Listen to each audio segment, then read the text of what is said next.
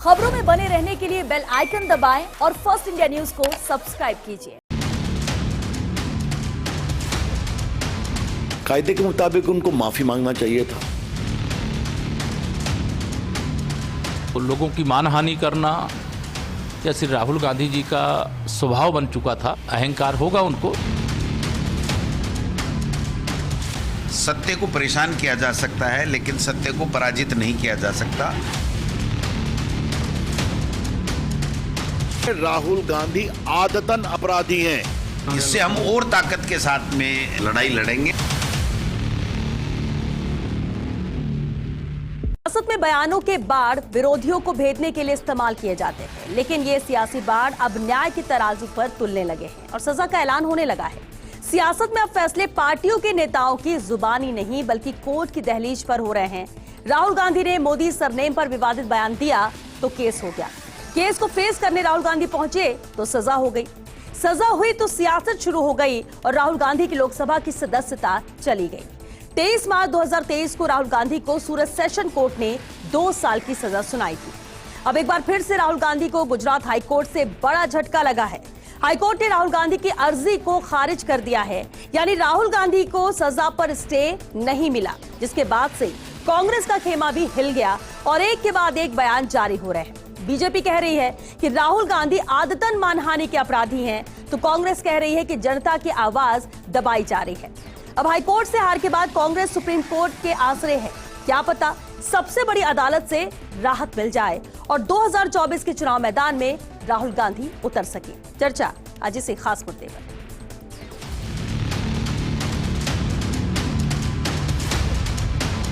कायदे के मुताबिक उनको माफी मांगना चाहिए था। तो लोगों की मानहानि करना या श्री राहुल गांधी जी का स्वभाव बन चुका था, अहंकार होगा उनको। सत्य को परेशान किया जा सकता है लेकिन सत्य को पराजित नहीं किया जा सकता। राहुल गांधी आदतन अपराधी हैं। इससे हम और ताकत के साथ में लड़ाई लड़ेंगे।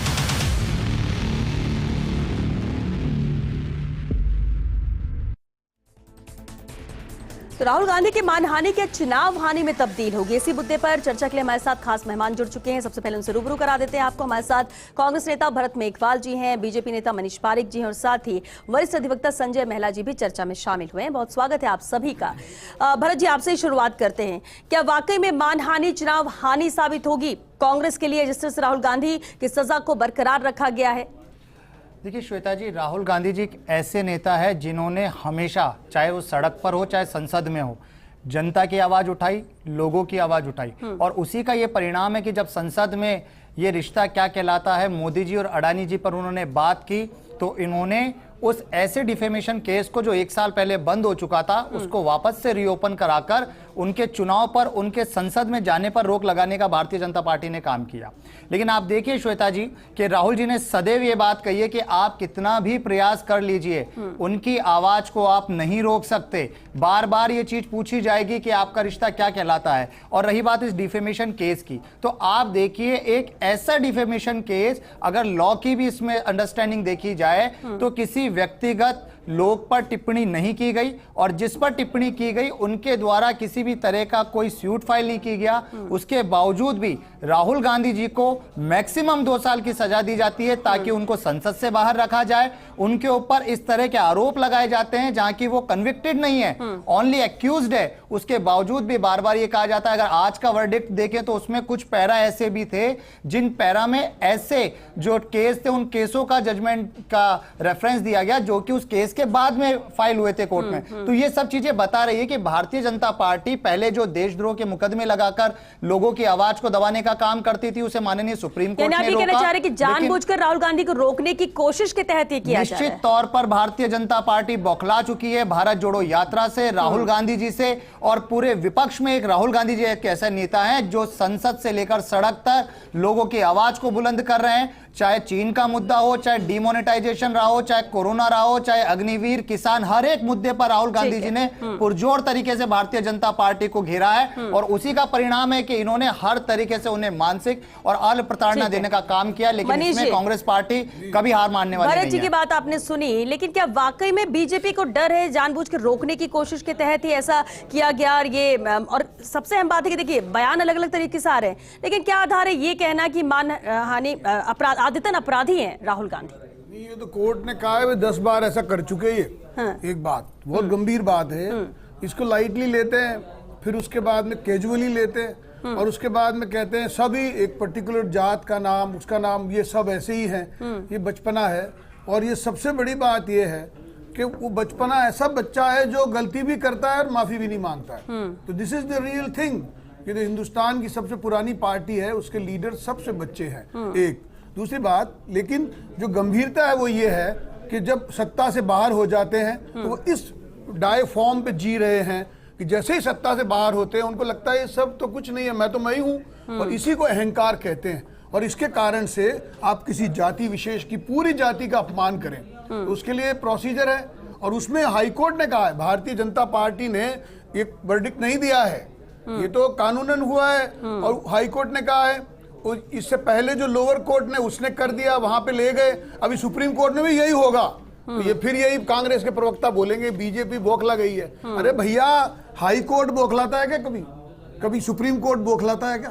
और ये सबसे बड़ी बात, 10 time, this is not a innocence. एक बार कह दिया प्रोबेशन का लाभ, वो उन्होंने पहले ही कह दिया ये इन्होंने 10 बार कर लिया है, इनको प्रोबेशन का लाभ नहीं मिल सकता। तो ये तो प्रोबेशन एक्ट भी, प्रोबेशन ऑफ ऑफेंडर्स एक्ट भी खत्म हो गया इनके लिए। तो this is the real verdict. और ये बड़ी बात ये है, अब ये कुछ भी बहाने बनाते रहे, लेकिन ये जो राजनीति है इसको ये समझते हैं कि यहाँ पर कुछ भी कर लिया जाएगा, कह लिया जाएगा। तो ये हमेशा होता नहीं है।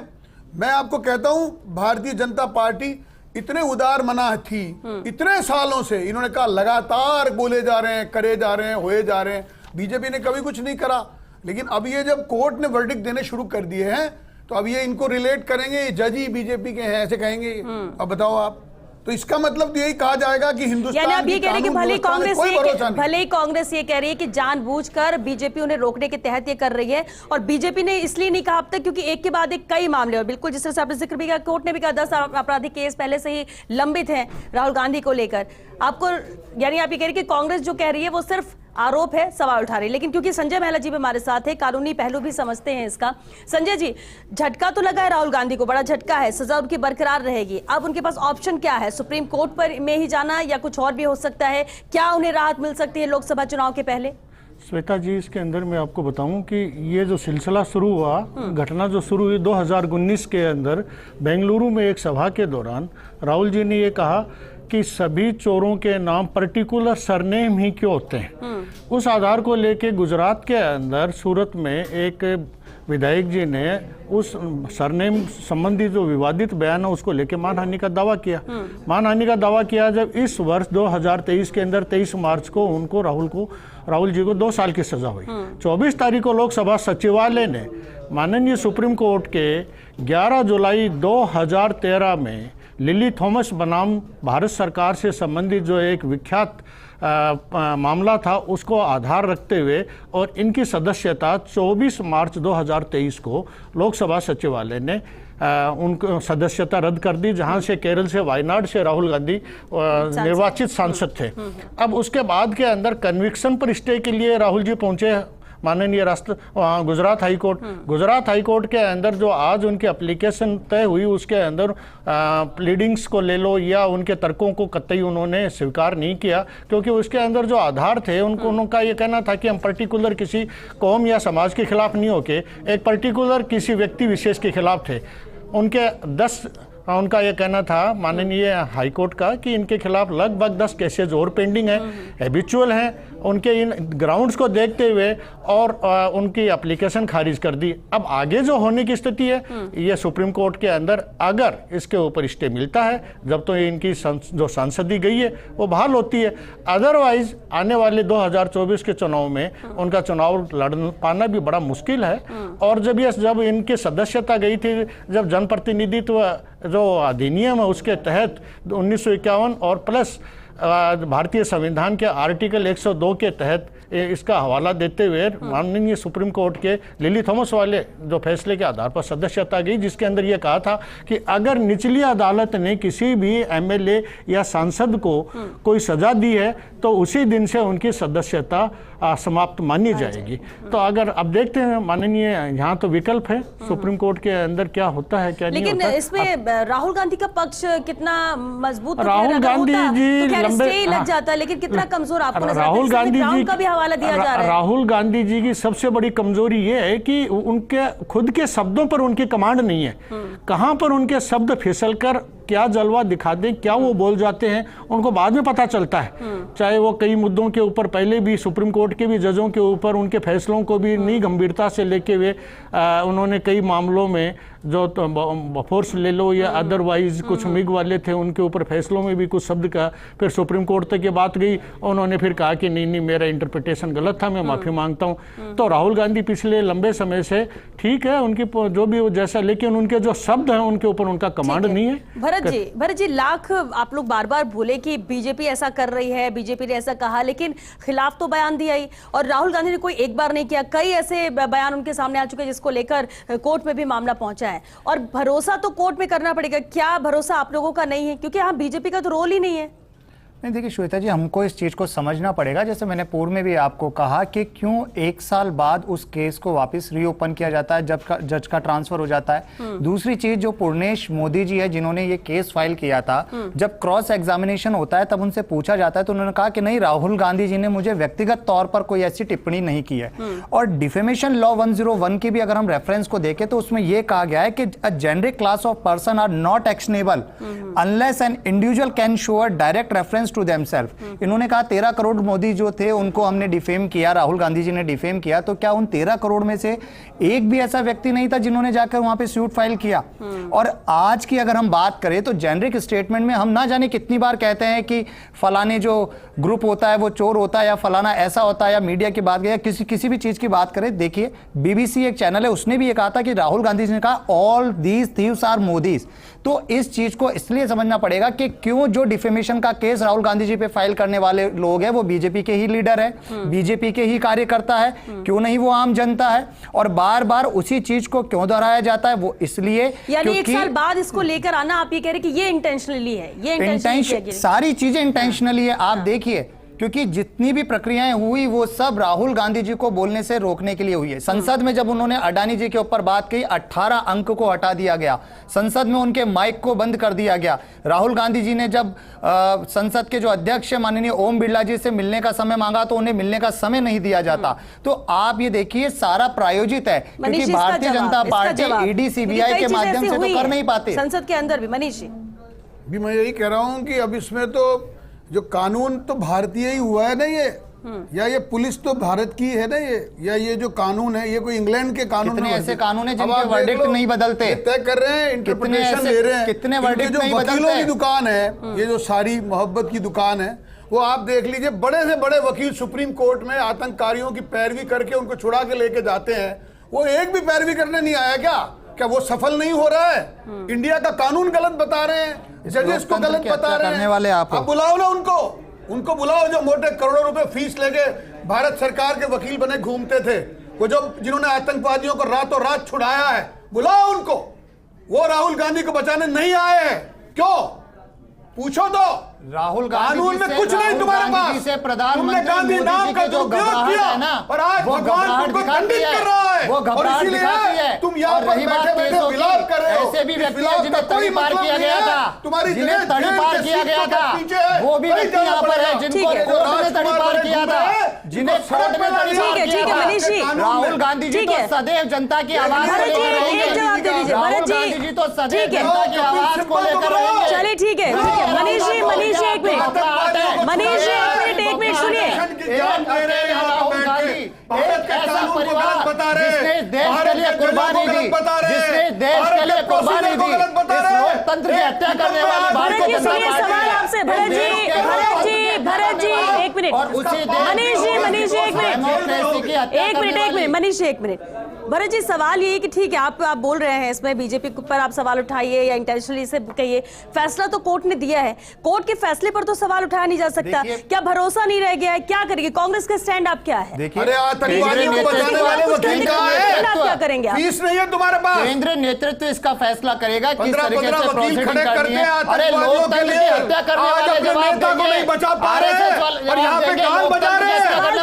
सवाल का जवाब भरत जी, भरत मेघवाल जी, सवाल का जवाब दीजिए। ये सब बातें बाद में, ये सब बातें बाद में, ये सब बातें बाद में, पहले जवाब भरत मेघवाल जी। किस तरह से देश के लोगों को बेरोजगारी, भुखमरी और महंगाई से बस ये मुद्दे से आप लोग चले जाइए, मुद्दे से आप भटक जाइए, मुद्दे से भटक जाइए।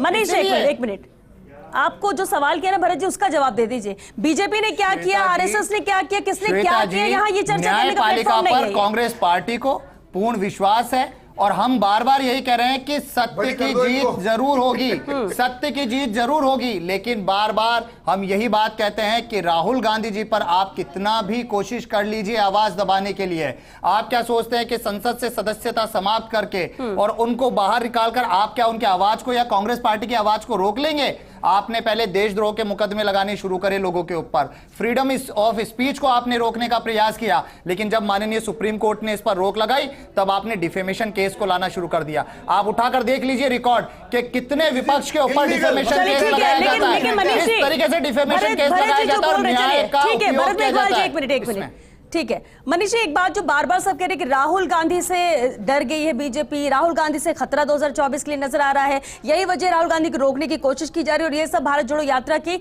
सफलता के बाद हुआ। कितना फर्क बीजेपी को पड़ रहा है राहुल गांधी से? आप लोग तो बोलते हैं कि आपको कोई फर्क ही नहीं पड़ता। आप समझिए, अमेठी कांग्रेस बार बार ये बोलती है, क्यों आप लोग ऐसे स्टेप उठाने पड़ते इनकी हैं? खानदानी सीट थी अमेठी, वहां से हार गए चुनाव, भाग के वायनाड गए। 90% लोग ईसाई और मुसलमान हैं। हालात ये है, सीट अपने मर्जी से चुन के वहां जीतने गए थे। ये उसी दिन पता पड़ गया था कि राहुल गांधी से कोई नहीं डर रहा, राहुल गांधी जी डर रहे। एक बात, दूसरी बात सुनिए, अरे कहीं पे जहां पे भारतीय लोग वोट देते हैं वहां पे चुनाव लड़ने का हक है ना, मना थोड़ी कर रहे हैं, लेकिन ये तो बताना पड़ेगा कि वहां पे मुसलमान कितने और ईसाई कितने हैं। तुम किन के वोटों के भरोसे चुनाव जीतते हो? क्या वोट किसी जाति का वोट होता है क्या? वोट क्या किसी जाति का वोट होता है क्या? क्या यह देश का नागरिक जाति के हिसाब से वोट देगा क्या? जाति धर्म की बात कौन करता है? क्यों जाति धर्म के बारे में? श्वेता जी इनसे ये पूछिए, क्या इस देश का नागरिक वोट देने का अधिकार को जाति में बांटकर वोट की बात करेंगे? आप जाति में बांटकर वोट करेंगे? आपके पास बोलने के लिए शब्द नहीं है मनीष जी, हमारी लॉजिक के आगे चिल्ला रहे हैं आप बोल नहीं सकते। आप तो नहीं कर रहे हैं। ठीक है, अगर सबके पास जवाब और लॉजिक है तो शांत हो जाइए, सिर्फ सवाल का जवाब दीजिए।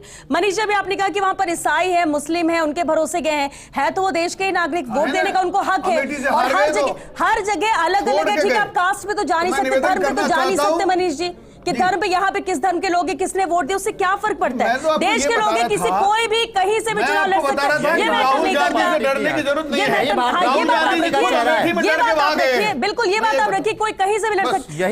ऐसे तो सुनिए मनीष जी, ऐसे तो जीत का दावा करने के बाद भी लोग 2-2 सीट से चुनाव लड़ते हैं, तो हार का डर होता होगा। कैंडिडेट लड़ते हैं चुनाव 2-2 सीट से, तो ये हार का डर हो या कोई और वजह, इस पर तुम सवाल नहीं कर सकते। नहीं तो कोई भी अपने मन पर है, जिसकी जैसी मर्जी होगी वो वहां से चुनाव लड़ेगा। आपने कहा कि कितना बात में सच है कि डर गई है ये सवाल ये कि क्योंकि बार-बार कांग्रेस ये बोल रही है। मैंने उत्तर दिया है कि he saw the composition of the vote and towards that he ran away to there. We never run for. We are fighting in every seat of the India. But they are fighting there, not here. उन्हें वो safe seat लगी, safe seat लगी। Who is afraid? ठीक है, This is the clear. ठीक है, उन्हें safe seat लगी होगी। लेकिन संजय बेहला जी, अब देखिए, ठीक है, ये तो राजनीतिक तौर पर बात हो गई कि किसने क्या गलती, लेकिन अगर हम कानूनी पहलू पर बात करें, जैसे कि आपने बताया सुप्रीम कोर्ट जाना ही है, कितने चांसेस यहाँ पर हैं कि हो सकता है राहत मिल सकती है राहुल गांधी को, या फिर जैसे सर्कमस्टेंसेस हैं, जैसे यहाँ पर हाईकोर्ट ने भी टिप्पणी की कि 10 से ज्यादा तो केस पेंडिंग है, ये बार बार हो रहा है, जब रिपीटेशन में हो रहा है तो ये ग्राउंड बन जाता है और इस आधार पर तो नजर नहीं आता कि इन्हें स्टे देना चाहिए। ऐसे में इन सब टिप्पणियों के बाद क्या लगता है, कितनी ज्यादा पॉसिबिलिटी है कि उन्हें राहत मिल सकती है? श्वेता जी, जब इसकी अपील सुप्रीम कोर्ट के अंदर होगी तो सबसे पहले सुप्रीम कोर्ट जो नीचे से जो ट्रायल कोर्ट जहां से राहुल गांधी को सजा हुई है 2 साल की, उस संपूर्ण पत्रावली का रिकॉर्ड वगैरह का अवलोकन होगा, उसके बाद में हाई कोर्ट के फैसले को देखेंगे और देखने के बाद में सुप्रीम कोर्ट ने अपने पिछले जितने भी वर्डिक्ट्स दिए हैं संबंधित मामलों के अंदर, जो एक्यूज्ड होता है उसका बैकग्राउंड यानी उसका एंटीसीडेंट वगैरह सारी चीज़ों का देखा जाएगा, कितना रोल था, क्या था। पिछले लंबे समय से देखा जा रहा है कि कोई भी पॉलिटिकल पार्टी जो होती है वो न्यायालय को टारगेट करने की कोशिश करती है, इससे बचा जाना चाहिए। राहुल गांधी ने खुद अपने जो लीगल उपचार थे, विधिक उपचार थे, उनको निचली अदालत के अंदर भी अवेल किया है। अगर ये अवेल नहीं होता तो वो हाईकोर्ट तक क्यों जाते? उन्होंने वहां भी अदालती कार्रवाई को फेस किया है और अब वहां से अगर उनको कोई राहत नहीं मिली है तो सुप्रीम कोर्ट का रास्ता है लीगल प्रोसीजर अडॉप्ट करना चाहिए। लीगल प्रोसीडिंग्स के अंदर ही उनको जाने में फायदा है। अदरवाइज ये इधर उधर, जैसे आज के फैसले के बाद में ये सुनने में आया कि भाई नारेबाजियां हो रही है इस फैसले के खिलाफ, इससे बचा जाना चाहिए।